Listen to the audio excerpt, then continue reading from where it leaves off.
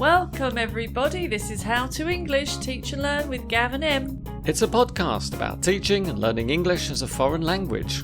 All opinions stated are personal and references will be given when necessary.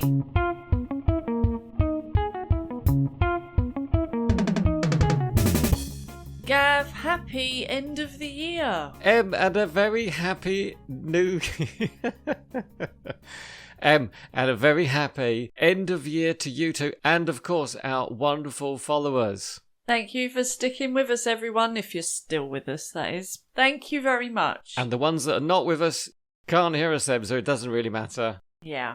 But we might have plenty of new people, so welcome. It's our end of year special, Gav, so what are we going to do today? We're going to revisit our previous episodes of Season 5 because sadly Season 5 is coming to a close, so I think it's a good time to reflect, rethink, re-examine, explore and possibly have a good chuckle along the way. So you mean, Gav, in the way that we were doing our entire Season 5, which was to reflect on our week of teaching and think about our students and how it all went, you want to do that for the end of year special, to reflect on the whole year of our podcast? I think this is a good opportunity to do that. So we're going to listen to some clips. We're going to see if we remember what we were talking about.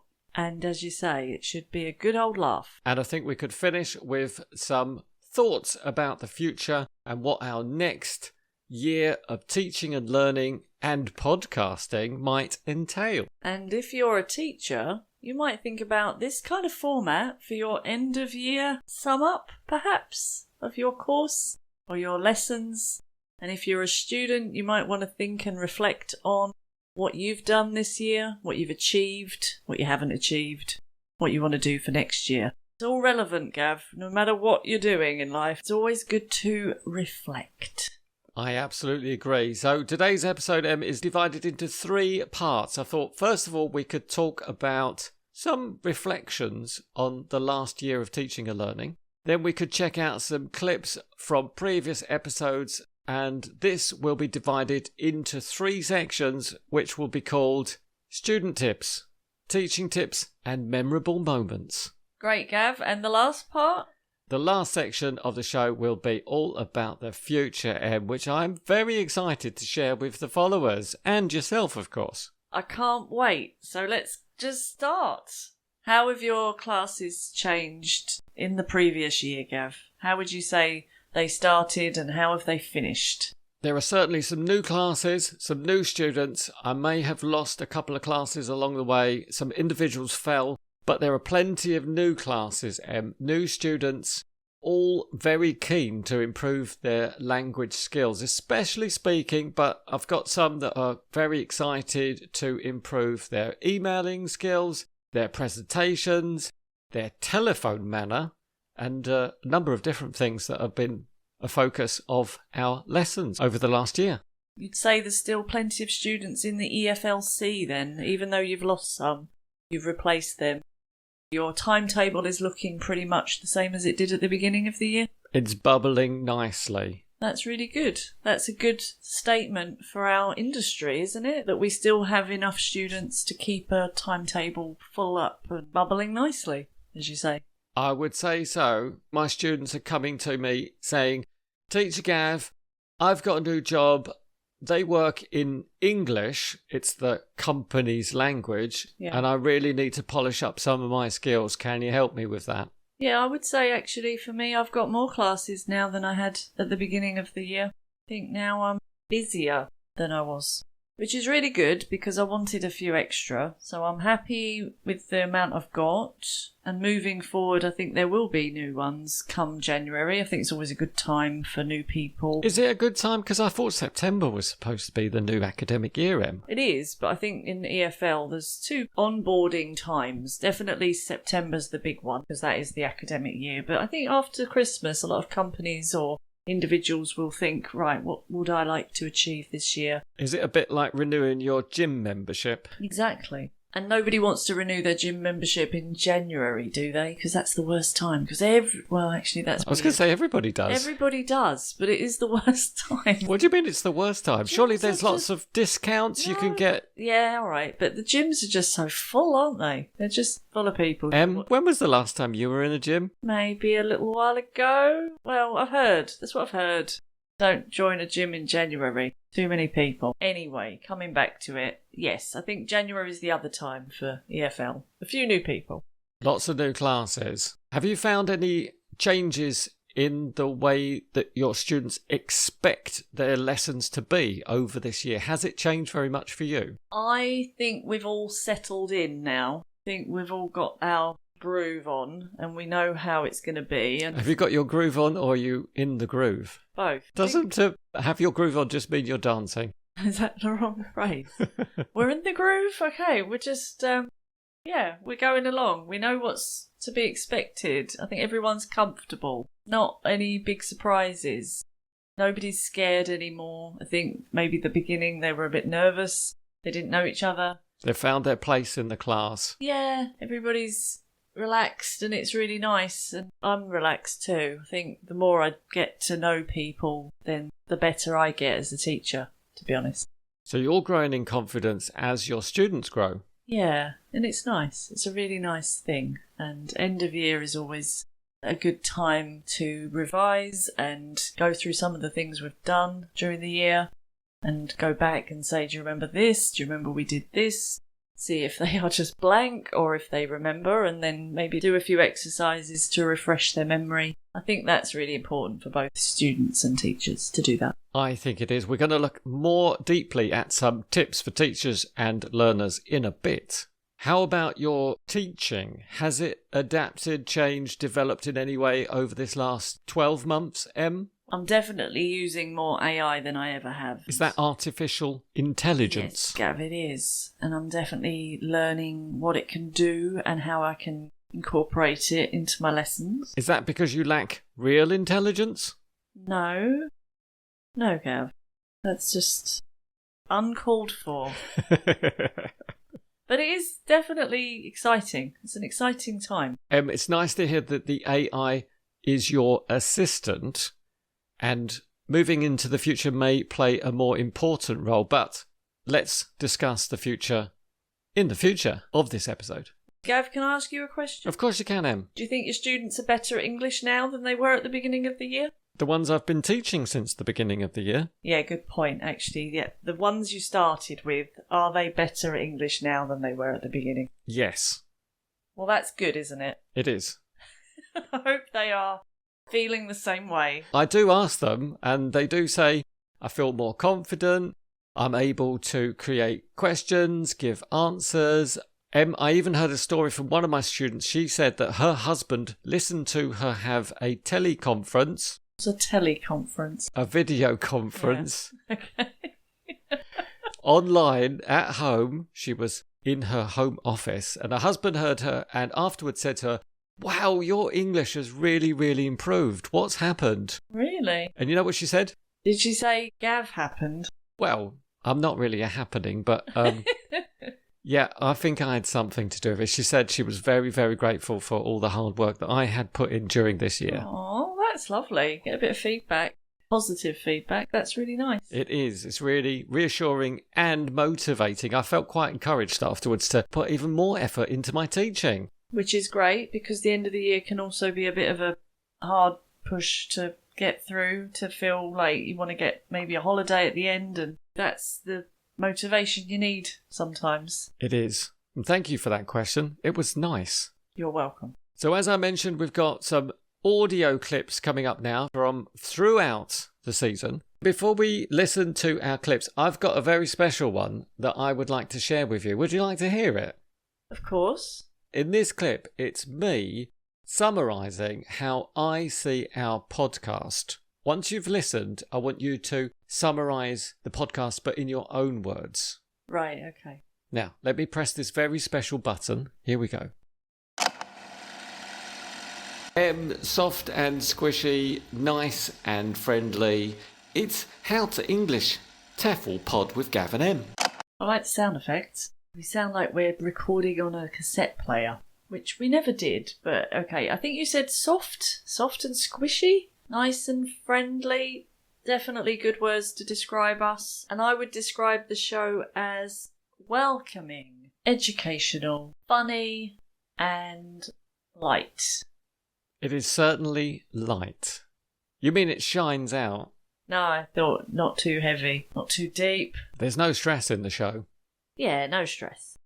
Which is what I like to do with my classes as well. I can feel what you're saying, Em. Thank you for listening to the first clip. Now we're doing learning tips. These are tips for learners. Would you like to play our next clip? Yes, can I press the button? You can.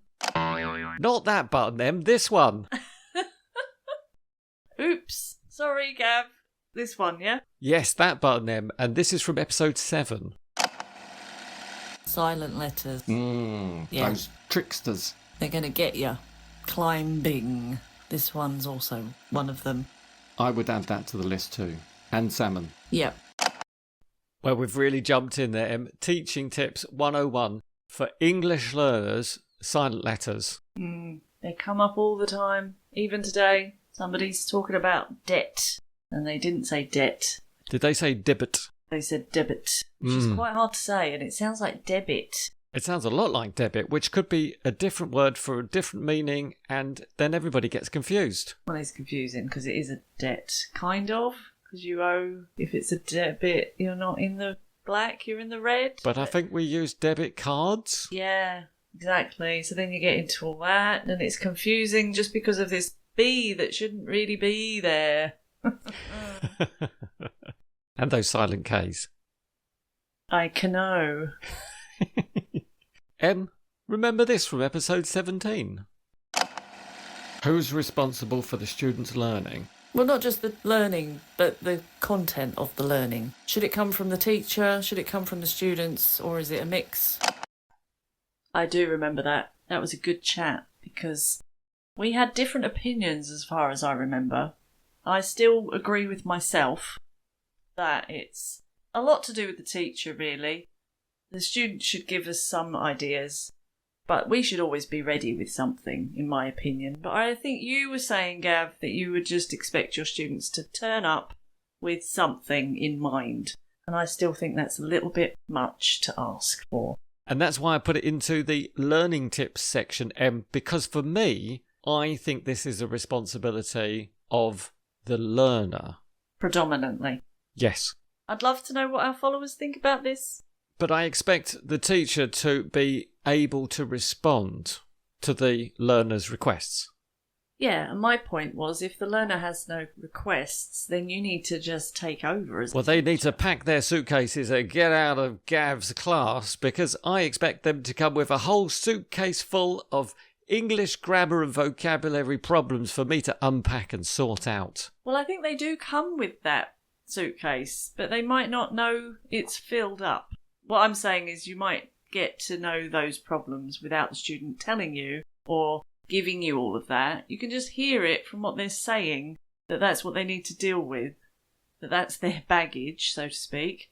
But when it comes to topics, I think it's a bit unrealistic that they come and say, right, I want to talk about gardening today. Great if they do, but if they don't, you need to have your own suitcase as a teacher, filled up, ready to go on a teaching journey.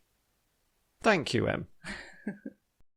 Now, in episode 3, you asked me a rather strange question. And she called it a donkey bridge. Do you know what that is? I don't know what a donkey bridge is, Em. Do you know what a donkey bridge is now, Gav? I do know what a donkey bridge is now, Em. Would you like to tell us?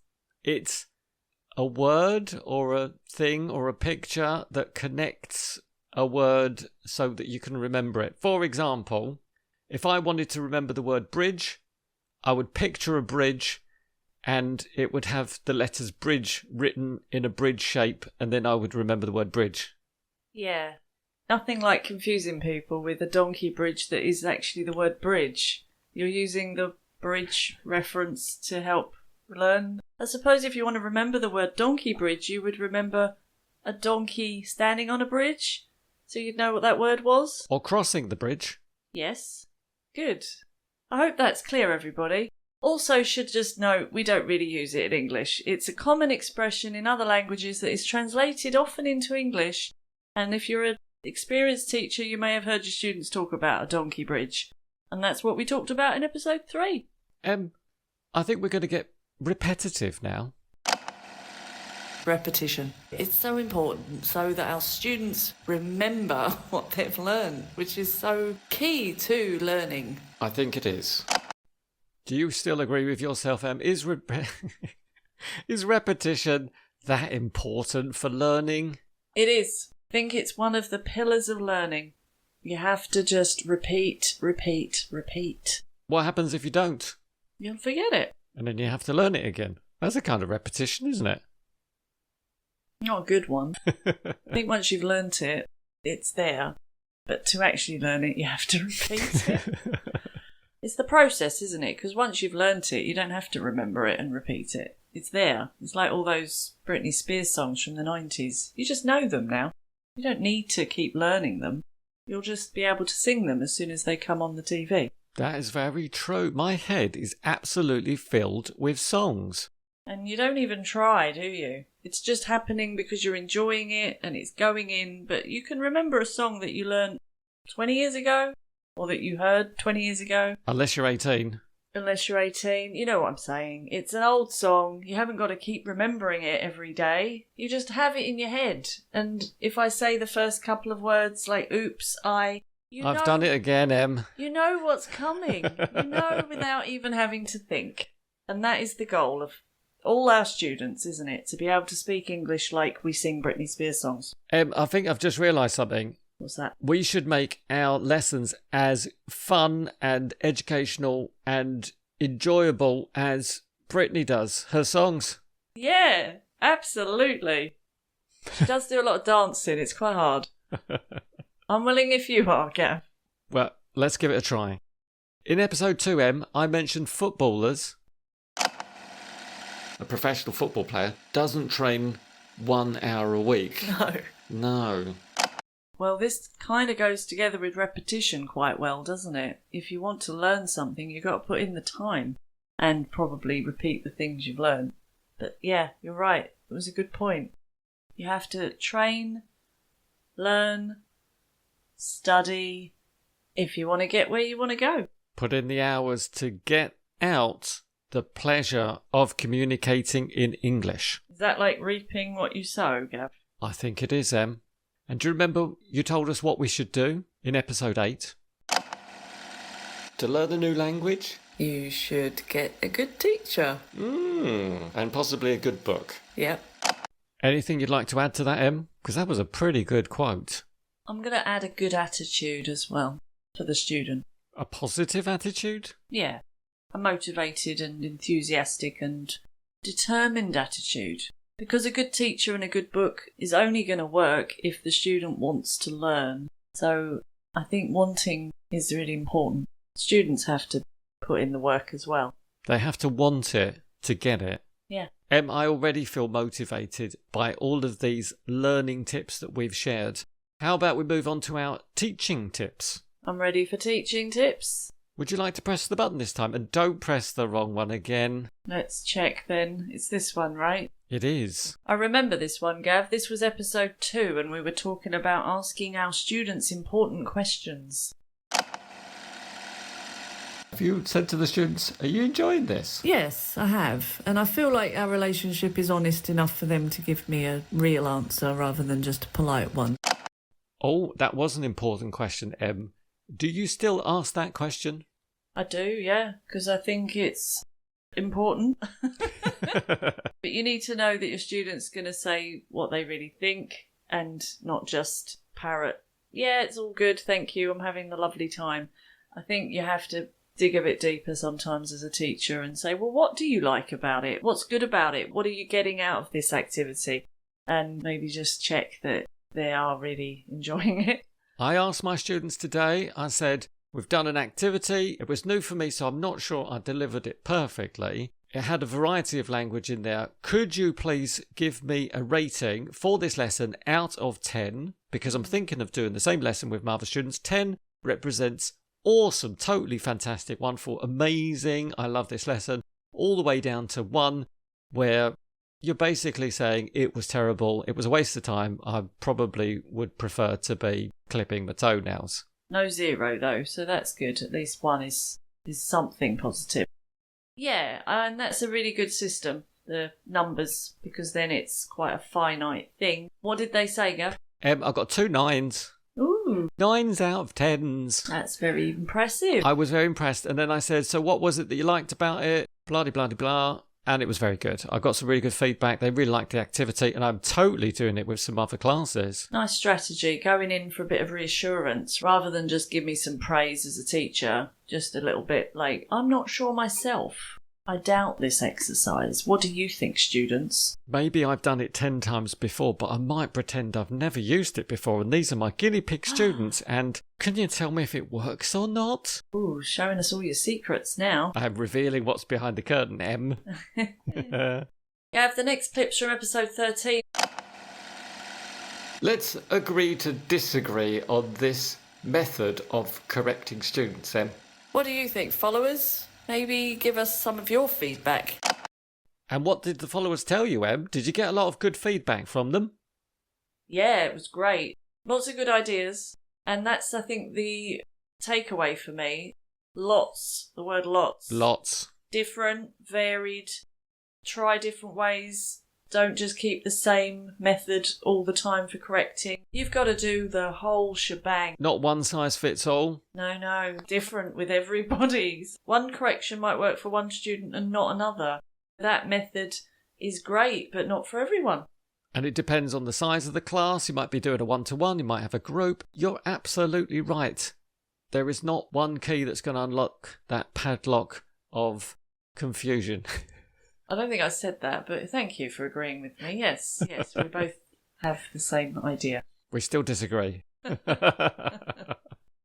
No, we both have different techniques. I think that's what we should focus on. This next one, Gav, is from episode 16, and it's your tips for teachers.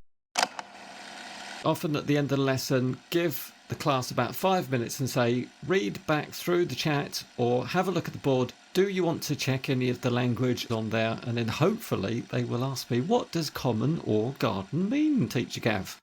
Yeah, there's no point writing all that on there, Gav, and then just wiping it off and walking away and not letting your students write it down or pay any attention to it. I'm not writing it for myself, Em. I do not have to do any grammar or vocabulary lessons just at the Momo. This is for you, student. So, teacher, take this tip down, follow my good advice. Definitely. And if you're working online, just check your students are looking at the chat, check that it works, check that it's open on their screen, that they can actually read it, that they don't suddenly after 25 lessons say, is there a chat box? I didn't know that. It happens, and you have to remember. And if a new student turns up or somebody that wasn't there in the first lesson when you said, can everyone see the chat? You have to remember to say it again to everybody, because there'll be somebody there who just forgets and doesn't notice you typing away. And a bonus tip for our teachers out there, you can also copy that chat, put it into a document, email it to the students after the lesson, or if it's on the board, take a photo. Yeah, that's dedication. Send that photo to all the students. No excuses, students. And then everybody's got it. You've got that. And then you can transfer it to a notebook. You can keep it on your phone. Anytime you're waiting for a bus, look at that vocab. Em, here's a clip from episode 21. This is your advice for teachers. Ah.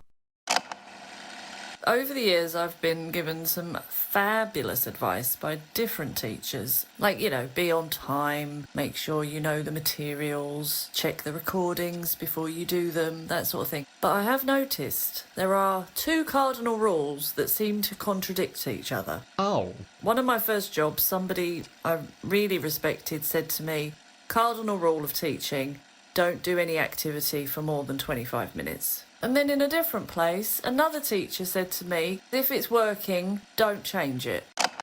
Do you remember saying that, Em? I remember it like it was yesterday, Gav. And I stand by it. I still feel conflicted sometimes. I was going to say you stand by 2 opposing thoughts. Which is me in a nutshell. I am very conflicted sometimes. And I do think every time an activity goes on for quite a long time, should change this, really. This is getting a bit long-winded. But the other voice in my other ear says, they're enjoying it, just keep going, this is great, they're loving this. It's a constant question I have. It's a battle that you have with yourself and your students. Well, they don't know. I don't think they're even aware of it. They have absolutely no idea that I am struggling inside.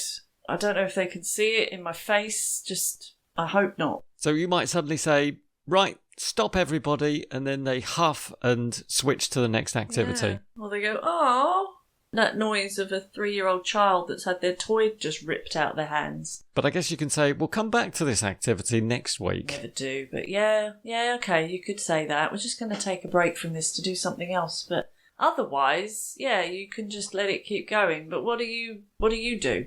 I tend to just let it continue until it peters out, or I get genuinely bored and say, oh, this has been brilliant, thanks very much, now I want to do this other thing. You wring every single drop of fun and helpfulness out of that activity. Yes. Right, okay, I might try that then.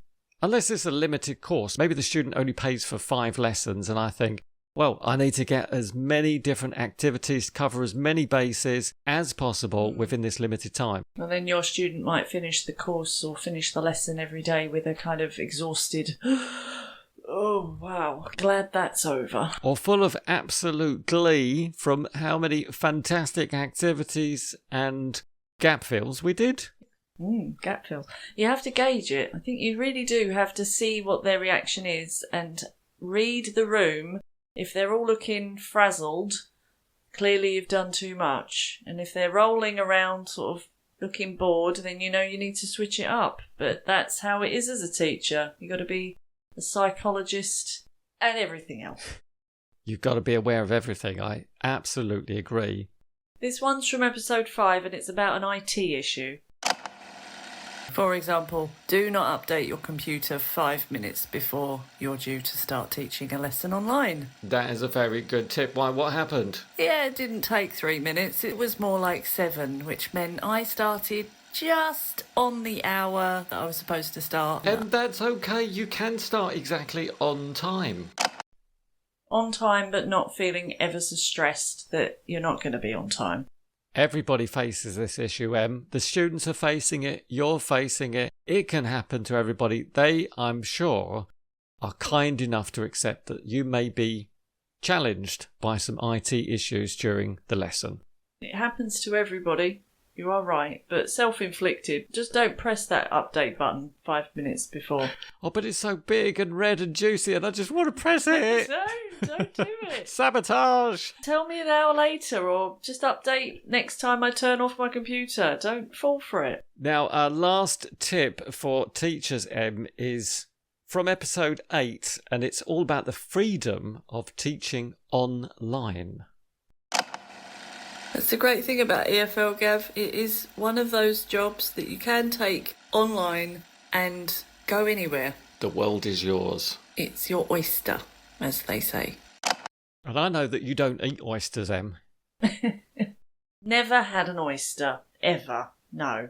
But I do think that teaching English as a foreign language is incredibly liberating for some people. It does give you some opportunities if you're lucky enough to travel, even meeting people. It could be across the other side of a screen. You get to share your culture with other people, find out a bit about what's happening around the world. It is very, very liberating.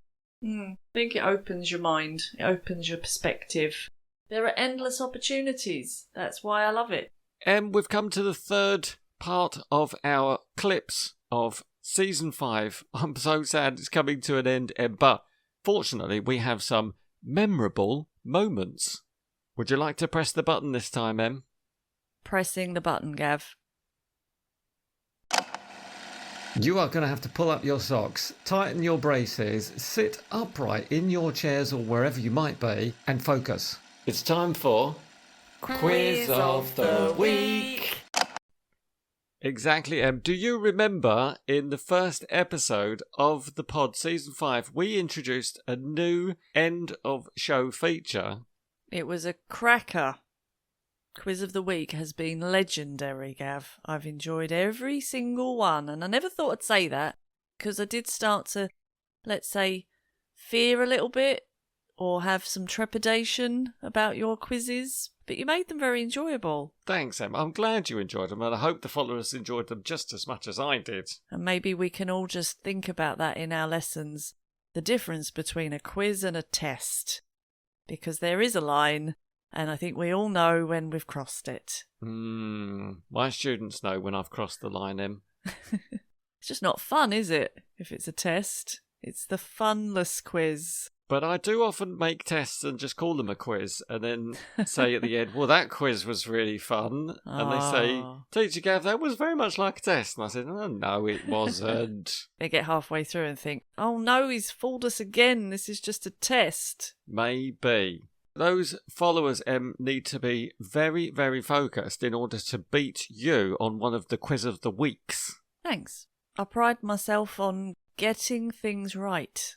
And you'd certainly got them right. I can't remember how many points you got exactly. Over the year, you mean? Yeah. I wasn't keeping track. Each episode, I didn't really add up your score because I was just having too much fun. Maybe that's not so important, how well you do, just that you had fun, you got some right answers, and if you made any mistakes, I certainly corrected you, Em. Okay. I don't agree, but yeah, I think point keeping is quite important if you're going to make it into a quiz or a game, but we can beg to differ. Absolutely. What's our next clip, Gav? This is a clip from episode 9 where I try to explain and teach something to my student who is clearly not listening. Oh, what's that animal? I said, a squirrel. And they said, yeah, eats nuts, got a long tail. I said, a squirrel. And they said, hold on. And they checked on their translation app and they said, oh, it's called a squirrel. And I said, yeah, it's a squirrel. I think it's almost like they're not listening, Gav. Yeah. But then thinking about it, maybe they're just overwhelmed with such a focused idea that they can't really process what you're saying. I do see my students just stop. I see it in their eyes. They just stop listening. And it's not because they're being disrespectful or that they're not interested. They're just so focused on trying to get that word right that they can't really hear anything, see anything that's going on. I think that could well be the case, but I do encourage my students, try to be open-minded. When somebody is talking to you in English, don't instantly switch off and think, well, I can do this better in my own language. Well, it's a challenge for a teacher to get a student to trust them enough to not need that backup of Google or dictionaries. And these days it is a real challenge because at the end of your fingertips, you could double-click and get the answer to virtually anything. Exactly. So I think try and establish that at the beginning of a course, that we really don't need to use translation apps and Google. If you can try and explain it, it's much better. But then there are always students who just do zone out and come back to you after you've been shouting squirrel at them for 5 minutes. It's a problem. Now, Gav, this one is from episode 10 and it's about potential misunderstandings. When somebody shouts, take them out, you don't want to type, would you like to join me for pasta on Friday night? You want to blow the head off. What was I talking about? And what were you talking about? Is this your gaming student who wants to use phrasal verbs and perhaps could make an inappropriate or unintentional pun? Yeah, I think so. Take them out has 2 meanings. So always check your phrasal verbs and cover all your bases and make sure you've established all the meanings that could be misunderstood. That's it. And those phrasal verbs are tricky little squirrels. Episode 2, we talked about burning bridges. I'm not finished. Oh, okay, there's more. Let's burn that bridge when we come to it. Love that. Oh, I love that. I'm going to start using that one. So usually cross that bridge when we come to it, meaning don't worry about it until it happens. Mixed metaphors, confusing idioms. Get one word wrong and it's just gibberish, Gav. But then there's other times where they just become part of the vernacular and people just start using them all the time. So, yeah, From the get-go, what is it, from the get-go? Or from the gecko. The gecko, I think now may become a new phrase that you got to get your idioms right from the gecko. I like that expression too. So you go and ask the gecko and the gecko will give you everything you need. Nice. Gav, this clip's from episode 14 and we're talking about dress code. Business casual immediately makes me think pyjamas and a shirt and tie. I hope you are not walking into that office with a pair of pyjamas and a tie. No, I'm joking. This is working from home business casual. So we're talking smart on the visible upper half of your body, and the rest of it is, well, it's whatever you want to wear, but casual. If you're at home, I guess you can wear anything. Below the neck, casual. You could just wear a little ruff or something like they did in the Elizabethan times. But I think, yes, I was trying to explain the difference between business casual at home and business casual in the office. And then there's business formal, I guess. So identify which one of those is the correct one and always check before you go.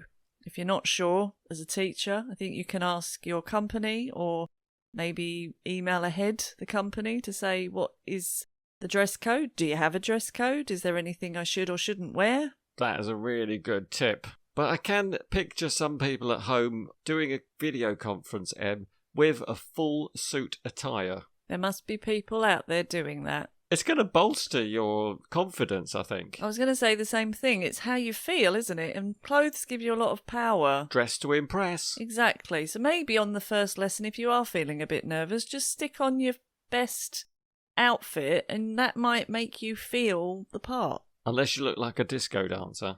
They don't know that if you're online. They might see the sparkles. Reflecting under your chin. I don't know, Gav. I think if that sparkly outfit gives you the confidence you need, then you should just wear it. I do love some gemstones. We wandered into the topic of garden ornaments in episode 5. My neighbour has several blanks in her back garden. I can see them from over the fence.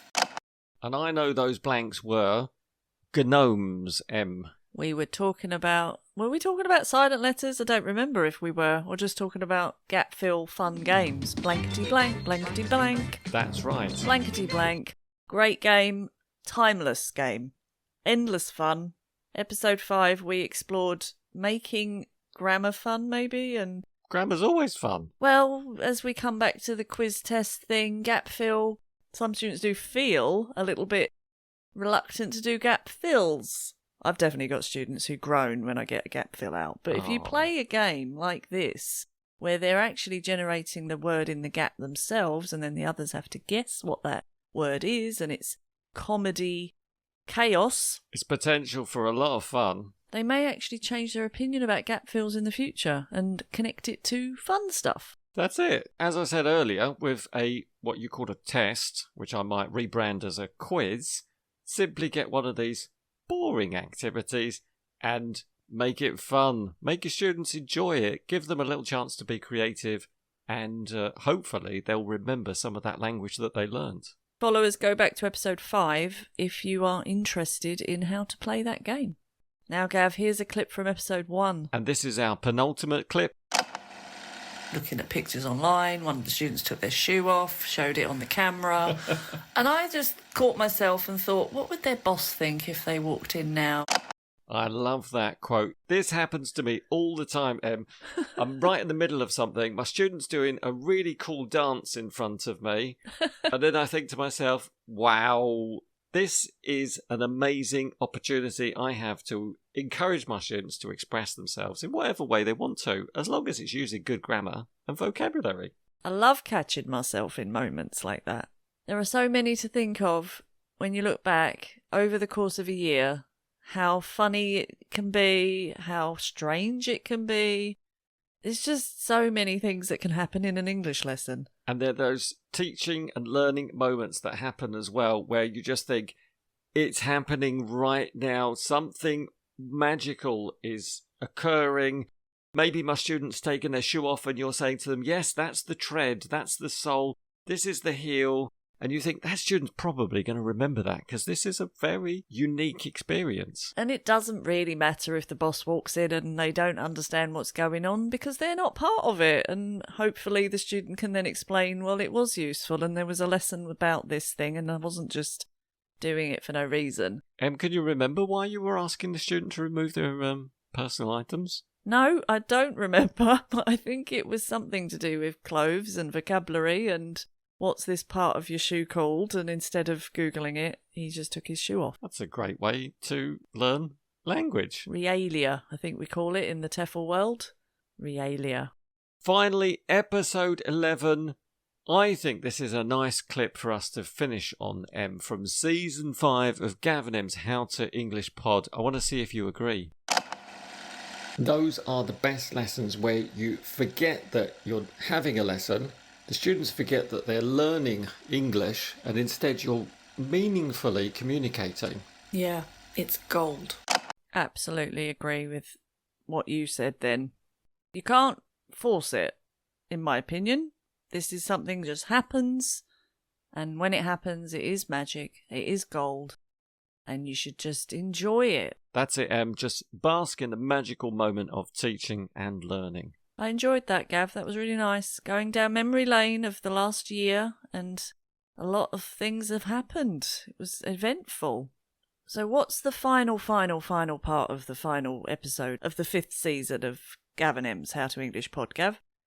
I think it has to be Quiz of the Year. Quiz of the year, not quiz of the week. We are going to quiz ourselves on the whole year. How are we going to do that, Gav? I have written down the titles of the last 23 episodes of our show, and I would like you just to tell me what was the title about. That's all. That's all you need to do. Just what was it about? If you can remember any details from the show, that's also a bonus. Are we going to do all of them? Yeah. Right. Quickly. Okay, so it's a lightning round. And you can pick the background music. Oh, thanks. Firstly, this one.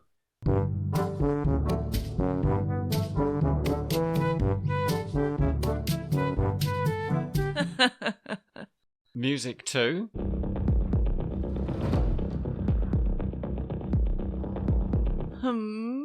Or number 3.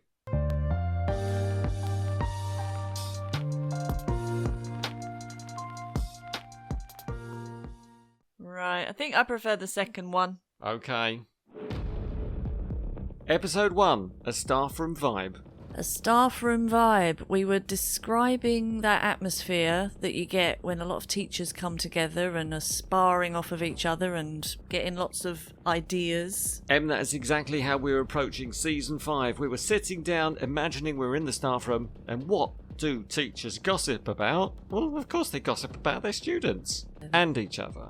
And other things. Episode 2, Splat.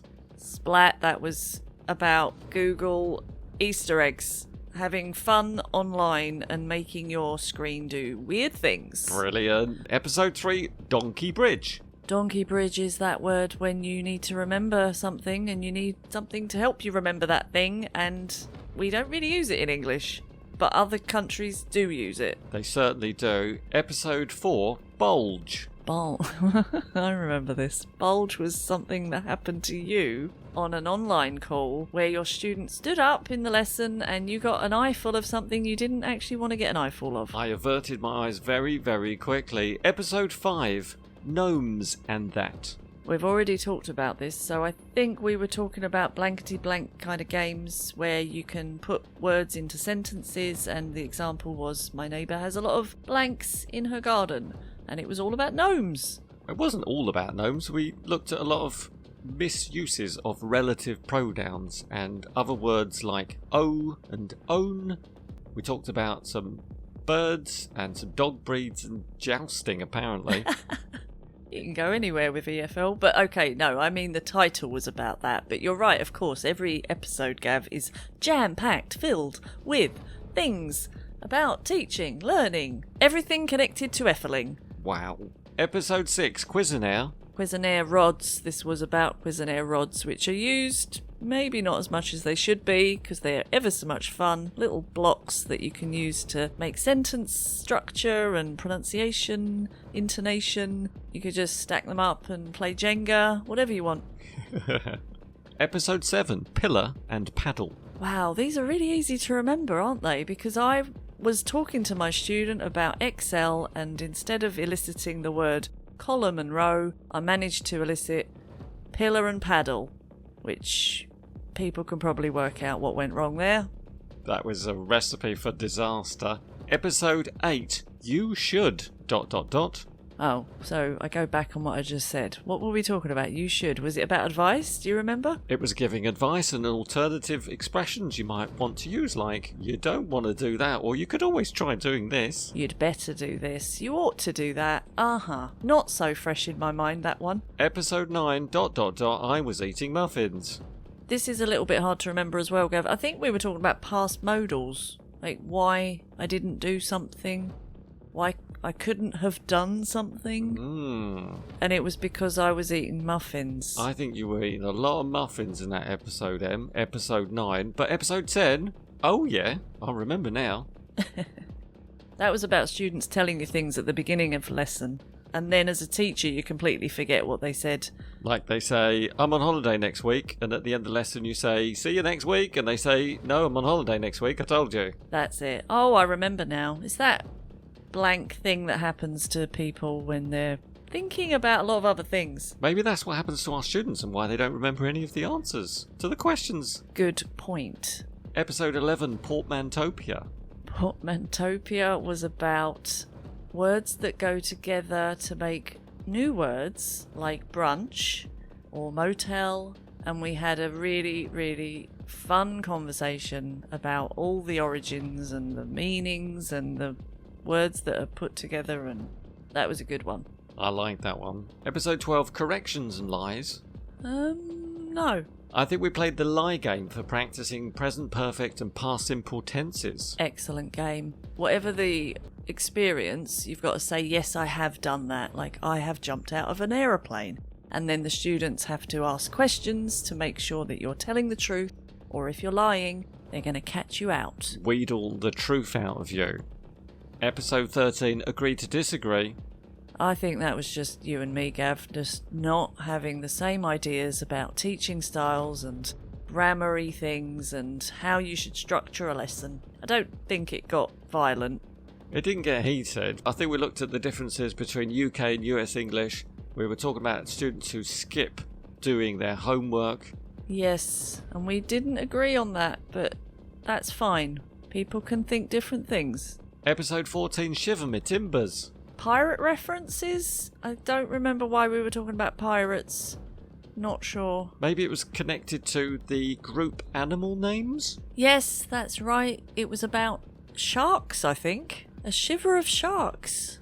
Nobody knows that, I don't think. And then we explored the expression shiver me timbers. Yeah, that led on, didn't it? Connecting to the water and the boats and everything.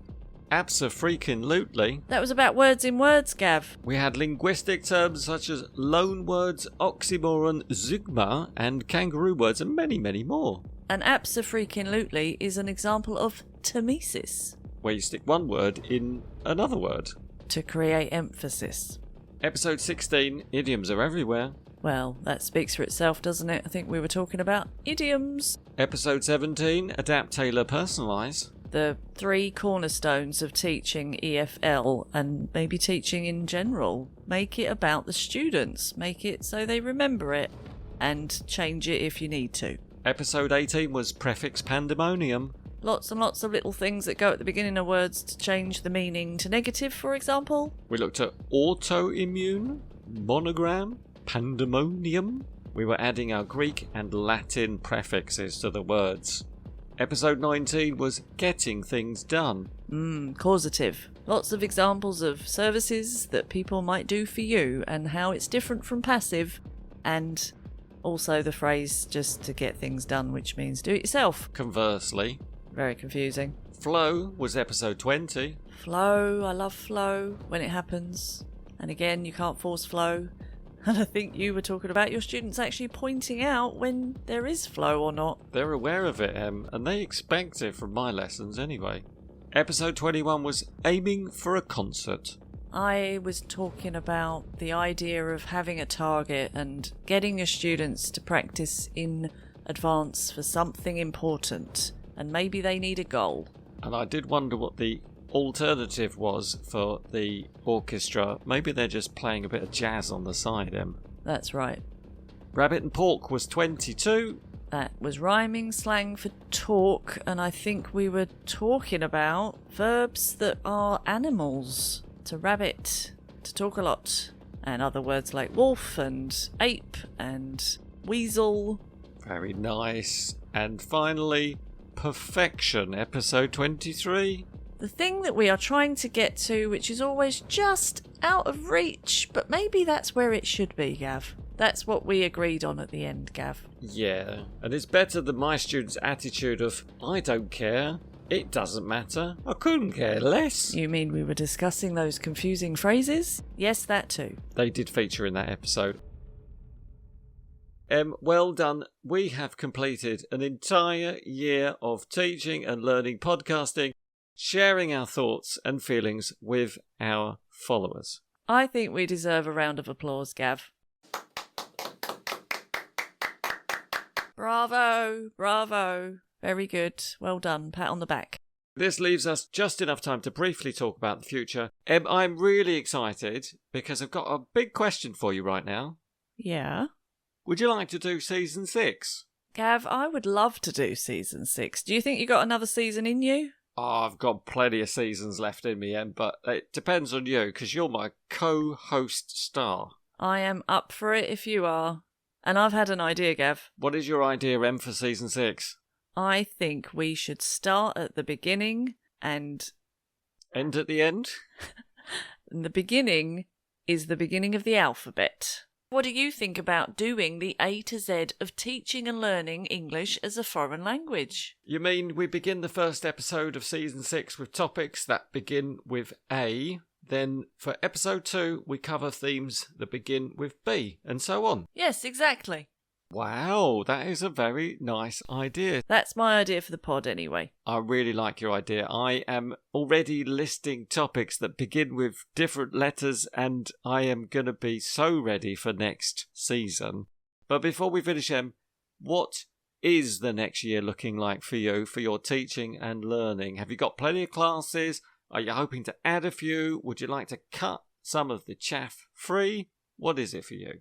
I'm going to hopefully get a couple of new classes. I think I've got some spaces on my timetable, so it might be nice to have some new blood come the new year. And for the existing classes, well, it's just the same procedure as every year, I think. Work on those errors, fix those tense problems, keep correcting the vocabulary mistakes, and, of course, put some new stuff in there. Interesting topics, relevant topics. So I'm looking forward to what the new year brings in terms of where AI is going, using that maybe a bit more in my lessons. As far as I know, Em, the world will continue to revolve and new cool stuff will be happening around us. We need to adopt, stay on top, plug into the latest tech and events that are happening around us and reflect that in our lessons, and then our students will be super charged. What are your goals for next year? Is that what you just said? Are they your goals? Sorry. I just want to keep my classes, maybe get a couple more. I'm really happy at the moment. Everything seems to be quite good. I'm certainly going to incorporate a bit more technology into the lessons. It's just so cool, Em. It's so exciting. I think that's it, really.